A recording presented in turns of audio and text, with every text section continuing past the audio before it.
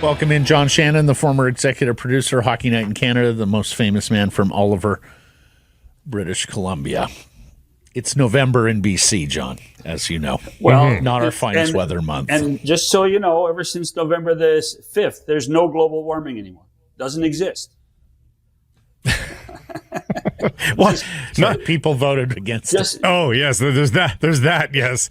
I was going to say, though, they just need to look at Toronto. It was 13 and sunny yesterday there, apparently. I wore shorts all day, boys. Don't need to. It was a great day to be outside working in the yard.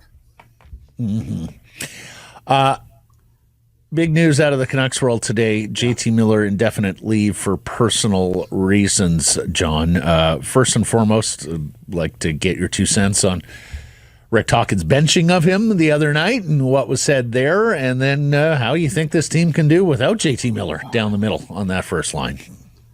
Well, tough to know if, the benching and what's gone on the last 24 hours are connected. We just don't know. You have to, at this point, take a step back and feel for the player and respect the player's privacy and the team's privacy in the situation. And can this team cope without JT Miller? Probably not as well as people would anticipate. I have been a huge fan of this guy in the last 3 or 4 years of what he's done in Vancouver. All the way back to the decision, do you keep Miller or do you keep Horvat, if you recall that conversation? I think JT Miller has really, in many ways, become a face for this franchise. I know Quinn Hughes is the captain. I know there's always debate, Quinn Hughes, the greatest Canuck of all time. But when you talk about grit, when you talk about personality, when you talk about skill and style, I'm on the JT Miller bandwagon. So I only can hope that things are okay at home. I hope they're okay personally and that we have a chance to see him sooner than later. You're absolutely right, though. I mean, he should have a D on his sweater, not an A, and that he's sort of the deputy captain. He does seem to be an A of a different sort compared to the rest of the team, and they're thunder and lightning a little bit, the two of them, Quinn Hughes and JT Miller, in terms of what they bring to the table, a different kind of swagger, if you will, each of them, and he's pretty integral. And for whatever reason, him out of the lineup, that's going to be a big impact on this team. He has actually dragged this team to points, whether it's clutch goals late in games, overtime goals. Without him, who's dragging that team to the finish line in some of these games? It's going to be a big hole. Well, it is. Just a couple of things as an aside to talk about that leadership. First of all, I look back at how the Canucks had to and were forced to handle the COVID situation with all the days off. It was JT Miller and his voice that said, boys, we need some more time. You can't schedule us this way. You have to, he was integral to how the Canucks managed their way through that COVID situation. And the distraction of the goaltending in the Nashville series last spring, JT Miller was an animal on the ice. He was just fantastic. To me, that was JT Miller at his finest. So it's going to be difficult for this club to get through what he does so many different ways. And those are by the way, guys, those are the things that we see. We don't see his impact in the dressing room, and I can assure you that it's probably bigger than any of us could anticipate. Time for Elias to be an $11.6 million man. And he's looking like it lately. Yeah. I mean, one of the highest paid players in the league. And when you're missing a teammate and a cohort who has been that successful, hey, all the more pressure on Elias. Is there any chance here, John, that maybe teammates know the reason? Who knows if that's the case or not? But regardless, they probably know there's something going on for JT. Is there a rallying cry here that sort of the Canucks try to do it in the name of JT Miller a little bit? I think that's a realistic assumption, Blake. And by the way, I do think that if it is a personal issue, I'm sure the teammates have a good idea what's going on, and this is where the discretion is so important for everybody involved, and that's the part where you, even in the business that we're in, as much as it becomes a talking point, you have to take that step back. It's a bit of a different season here for the Vancouver Canucks. They had so much good luck, good fortune, good vibes last year, and my goodness, we're seeing almost a mirror opposite of that this season. We're seeing what this team is made of right now from a mental and physical fortitude standpoint. Yeah. And by the way, the team they're playing tonight, it's almost a mirror image. There was a ton of expectation for the Rangers, too. The Rangers were supposed to run away with the Metropolitan Division. There was no question that Chris Drury was going to, make this team a championship team. Still hasn't got his goaltender signed. There have been underachievers on this squad all season long, and yet they're pretty good. You look at their record, just like you look at the Canucks record, and they're pretty good. And yet they lose games where you expect them to win, and they squeak out victories when you expected them to win by a lot. And off on this road trip after tonight, where they go through some of Eastern Canada, including Ottawa, before Boston. Have to get Pittsburgh, that Ottawa and mention then, in, do you? Always have to get the Ottawa mention in, do you? Well, no, but like the thing is at least on paper, these are winnable games, including Boston, where they're none too pleased with Elias Lindholm and Nikita Zadorov.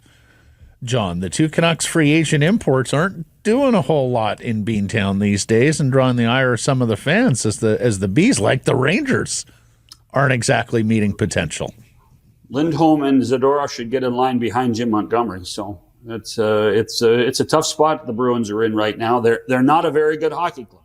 That's the bottom line, and they do miss Hampus Lindholm on defense, but they are just not a very good hockey club. I'm not sure that they have I don't know who their number one center is. I don't know who their number two center is. Right now, they may have 3 or 4 number 3 centers in Boston. And that's a big issue if you're expecting to score goals. They're on the last wildcard spot in the East, albeit they've played 20 games. So by points percentage, certainly not. They are also a minus 21 goal differential club. That's what you're paying that next week. You're paying that $68 million guy in goal to do, right? Boy, oh boy, that's a tough spot he's put himself in after all the stuff that he said in the Amazon documentary, and then the holdout, and now he's having a tough start in Boston this year. Jeremy Swayman is. I mean, it's almost universal. Holdouts have a dramatic effect on the player that holds out. Not holds out, remains unsigned, stays. Anybody that misses training camp, I mean, it's almost universal here, John. Goaltender or skater. And we kind of, it's funny, we poo-poo the, what training camp and preseason is these days, because it's so much shorter than it used to be back in the day. It clearly means something to the players in terms of their preparations, because if you miss it, you're generally pretty crappy for the first few months of the season. It's funny, I had somebody talk to me this morning about that very fact, like to say, we bitch and complain that, training camp is too long, but the way the hockey's going right now and the way some of the teams are playing, training camp's really necessary because some of the hockey's not very good, and some of the teams we expected to play very well are just missing something. And it's not just the Canucks, it's not just the Rangers, Edmonton, Boston. I think people in Ottawa are a little disappointed with what's going on there. I think there's a ton of teams that are missing something right now, and you have to wonder why. And most of it's deal with special teams. If your power play's no good and your penalty killing's no good, then you're not going to be doing very well in this league right now because it's become such a special teams league. I want to ask him about the Grey Cup television number. If you're done talking hockey with him. I think I am. Okay. Yeah. 3.6 million. It's the highest in 5 years. The game has crested 4 million a couple of times since 2015. We know it's no longer the Super Bowl, which now typically outrates the Grey Cup. It's still a pretty big Canadian television property. In fact, there would be a few bigger. But 3.6 million in a world of cable cutters John, what did you make of the audience here for the big game on Sunday? Well, let's remember that you didn't need cable TV to watch. This was on CTV for the first time in a long period of time. So you could have got the old rabbit ears out, Matt, and watched on BCTV or whatever, or CTV Vancouver. And I think that's a factor in why the number's so much better. I went on Sunday afternoon to go to my guide, and I saw a ton of 111th Grey Cup on all the CTV affiliates across the country, in addition to the 5 TSN channels. And I think that speaks volumes to CTV recognizing that it has a property that it can help promote. It also speaks volumes, to me, the value of sports on network television. Look what Fox has done now with college football on Fridays and Saturdays. Everybody's jumping on the sports wagon because it's PVR proof or DVR proof, depending on what country you're in. And I think the Grey Cup's no different. They finally got a little momentum here in Eastern Canada on Friday and Saturday with the storyline, but there could be more done in Ontario and everywhere else in the East about what was going on with the Argos. Well, people mentioned to me that not that Toronto follows the Argos every move to begin with, but that Buffalo Kansas City game just down the road, the NFL game of the year, all the hype of the Taylor Swift concert series that's happening there, that the Argos were in very tough to get any kind of attention in your market. I think that's very fair. And by the way, there also used to be a time that the NHL would not schedule games up against the Grey Cup.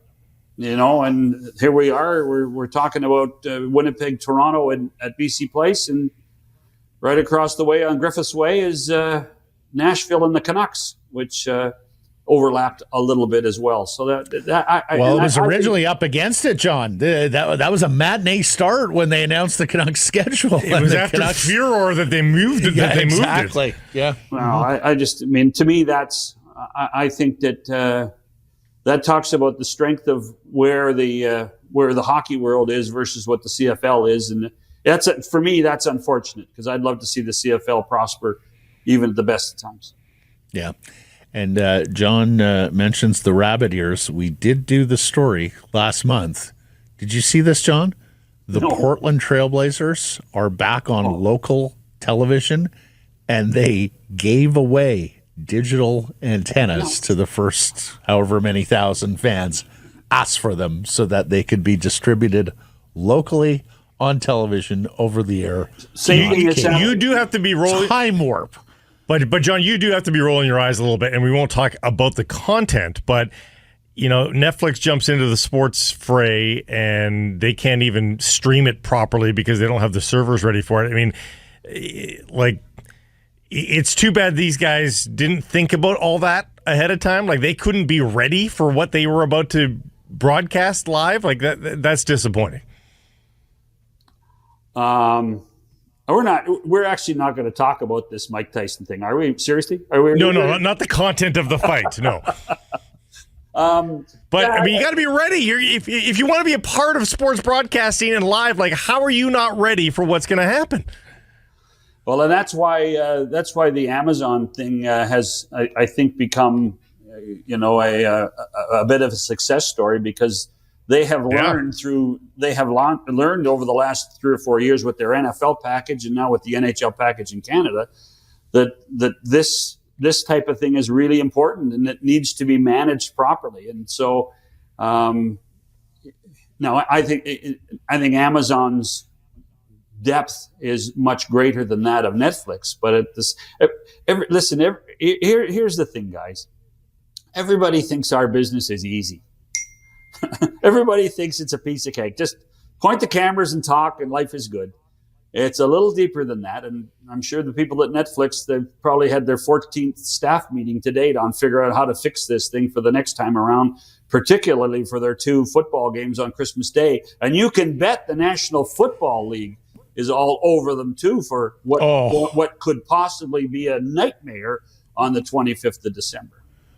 I'm sure Roger Goodell sent a note to someone over at Netflix saying, if you embarrass us on Christmas Day with buffering issues, it will be the last time Netflix ever distributes the National Football League. And John, I hear you loud and clear, my friend. There was an amazing rant yesterday from Christopher Mad Dog Russo, the legendary New York City sports talk host, talking about how he didn't watch Paul Tyson because he has shame as a sports fan. He would feel ashamed if he tuned into that as a guy who was interested in sports. And yet, John, the most bet fight ever with 60 plus million people who looked in on it. And I sat there and I'm with you. I had zero interest in this thing. I sat there and I thought to myself, is sports fandom turning into spectacle fandom? I think people got burned there, though. You don't actually need to put on a quality, competitive, on the up and up, so long as you have some degree of train wreck factor on the television. Yeah, I do think that it's. I do think this, the spectacle logic is there. You know what? What's really sad, I think, in 2024 is people really like to watch car crashes, and this was a car crash, and so I did not watch it. I read a ton about it on the weekend, but it's this was a car crash, and people like to see car crashes, and that's the one thing. That's the one thing I think that has changed in the last couple of generations of sports fans, viewers, et cetera, and it, and unfortunately, it probably started with the Jackass movies. It probably did. And that's people. Jackass movies are funny. Come on. But you know what? It's an acquired taste, and the taste in sports by sports fans, I think, has changed, and I think the appetite has really skewered how sports are portrayed on television or broadcast, and it probably reflects poorly on those people that watched it. Do you think this fight, though, a single person signed up for Netflix to watch this fight? I don't believe that. I think people watched it because they all have Netflix accounts anyway, and it's free to just turn it on. It just wasn't a pay-per-view event. I had one of my friends message me and say that it was free as a game changer. Because, again, he was of the opinion that this was a fight that should stand with, Tyson Spinks, Tyson Holyfield, that sort of marquee boxing event. And he said, I just love the fact that it was free. I'm watching because I'm free. I don't have to go to a bar. I don't have to pay-per-view or anything. Yeah. And for me, I even saw a headline, what it's done for boxing. I'm like, are you fucking kidding? Is anybody a boxing fan after watching it? That's not boxing. That's certainly nothing close. If they saw the undercard, they might be. Oh, fair enough. And there was a Canadian from Niagara Falls who went to 18-0 on the undercard. But the main event itself was first. And John, I'm not even sure it was on the up and up. I'm not even sure that there wasn't something discussed either beforehand or in the ring when it became clear that Mike couldn't pull the trigger and that Jake Paul himself was just happy to keep him at the end of a jab. But look, if there's more and more of this going on, count me out. Yeah, I think that's and I think that's the one thing that I tell my kids this. Just because it's on doesn't mean you have to watch. Yes. And so That's you true. can there are certain, by the way, there are certain sports that I don't watch and I don't choose to watch it, and I'm not, it doesn't bother me that I don't watch them. Yeah. This is an elective. This is not mandatory. This is an elective. That's right. And so, That's right. Anybody that sits there and talks about this with credibility, stop it. Just stop it. Yeah, there will not be a test, and if it's an acquired taste, for me, it's haggis. Acquired taste. Still haven't taste. got there. Acquired taste. This makes kale look like tasteful. Come on now. You can't like kale, can you? Kale's kale. Give me a plate of unseasoned kale. We eat a lot of kale on the West Coast, John. Just so you know. By the way, they grow kale in Ontario too, Matt. Just for the record. So do they? Really? It's probably Ontario kale. Has that trend made it to Ontario? Because the trends start here on the West Coast and they move their way towards your province. Actually, most of the trends start in Oliver. We all know that, so that's good. That's true. That's true. Like wine. Just like wine and golf. Wine, yeah. You know. Also a taste that I don't necessarily have, but he does in spades. So we consume a lot of wine as a duo. John, thank you very much. We'll catch up next week, buddy. Thank you. Cheers, boys.